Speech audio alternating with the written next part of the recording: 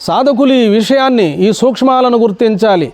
ధ్యానం ఎప్పుడు సిద్ధిస్తుందంటే మితాహారాన్ని సేవించాలి, సాత్విక ఆహారం కావాలి, దైవార్పిత ఆహారం కావాలి. ఆసనము సిద్ధించిన వెంటనే ఉచ్ఛ్వాస నిశ్వాసలు రహితమవుతాయి.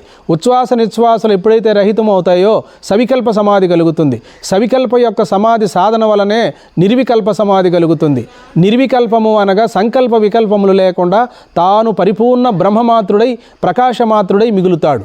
కాబట్టి స్వరూపమునందు సుప్రతిష్ఠుడై మిగులుతాడు. సవికల్ప సమాధి యందు మనసు ఒక్కటే మిగిలి ఉంటుంది. నిర్వికల్ప సమాధి యందు మనసు కూడా బ్రహ్మమై తేజోరూపమై సమాధి స్థితిలో మిగులుతుంది. కాబట్టి నిద్రలో మనసు తమోగుణం అవుతుంది. అదే సమాధిలో మనసు తేజోవంతమై బ్రహ్మరూపమై స్వయం ప్రకాశమై ప్రకాశిస్తుంది. కాబట్టి నిద్రకు సమాధికి తేడా. నిద్రపోయిన వాడికి ముక్తి రాదు. సమాధి స్థితిలో ఉన్న వారికి అంచెలంచెలుగా ముక్తి కలిగే అవకాశం ఉందని చెప్పి మనకు యోగులు చెప్తున్నారు. హరి ఓం.